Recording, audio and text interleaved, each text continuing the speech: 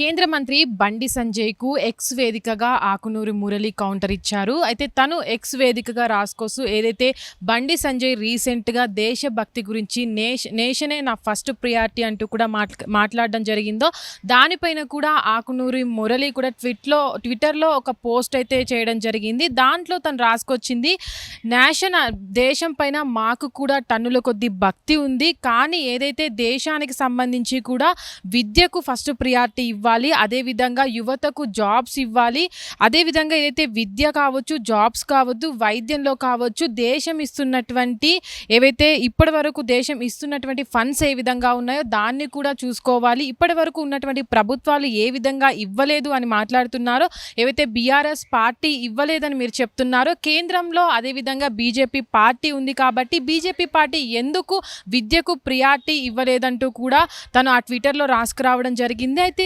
దీనికి సంబంధించి కూడా దాంట్లో రాసుకొచ్చినటువంటి మాటలు ఏవైతే ఉన్నాయో దానికి కేంద్ర మంత్రి బండి సంజయ్ కూడా ఒక కౌంటర్ లాగా కూడా రాసుకురావడం జరిగింది. ఇప్పటి వరకు కూడా రాష్ట్రం నుంచి అంటే మనం చూసినట్లయితే చాలా వరకు ట్యాక్స్లు అనేవి కూడా వసూలు చేస్తున్నారు. దాదాపుగా 50% అనేది జిఎస్టీని కూడా వసూలు చేస్తున్నారు. ఇప్పటి వరకు ఉన్నటువంటి జిఎస్టీలు కూడా చాలా విపరీతంగా వసూలు చేస్తున్నటువంటి సందర్భంలో విద్యకు ఎంతవరకు మీరు ప్రియారిటీ ఇస్తున్నారు, ఇతర దేశాల్లో ఇస్తున్నటువంటి ఏవైతే ఫండ్స్ కావచ్చు అవన్నీ కావచ్చు, ఈ మన దేశంలో ఉన్నటువంటి పర్సంటేజ్ ఎంత ఉంది దాన్ని ముందు దృష్టిలో పెట్టుకోవాలి, మాకు కూడా దేశభక్తి టన్నుల కొద్దీ ఉందంటూ కూడా తన ఎక్స్ వేదికగా రాసుకురావడం జరిగింది. అటు ఆకునూరి మురళి గతంలో చూసుకున్నట్లయితే తెలంగాణ ఎడ్యుకేషన్ కమిషనర్గా కూడా పనిచేసిన సందర్భంలో తను అంటే చాలా వరకు విద్య గురించి పలుమార్లు మాట్లాడిన సందర్భాలు కూడా ఉన్నాయి. ఏవైతే విద్య ఇచ్చినట్లయితే బీజేపీ కూడా కేంద్రంలో ప్రభుత్వాన్ని నడిపిస్తుంది, కానీ ఎందుకు దేశంలో ఉన్నటువంటి విద్యను నడిపించలేకపోతుంది?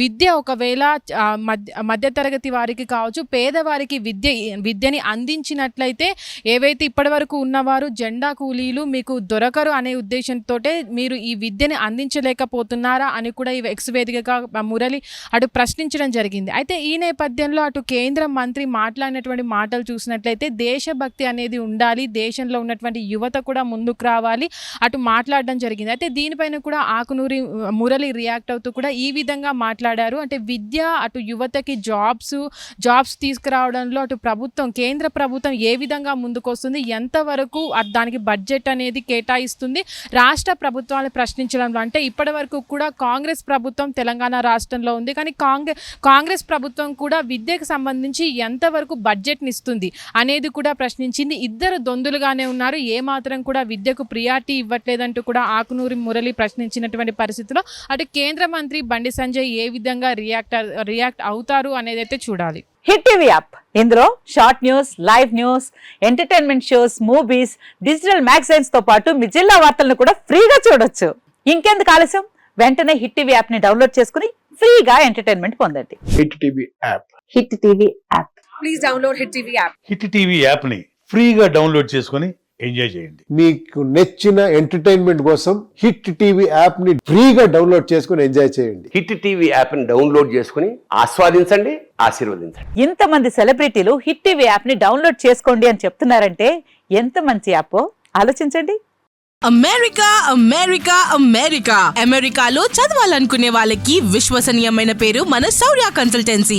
UK లో 1 year masters, 2 years work permit up to 5 years visa. Contact Saurya Consultancy.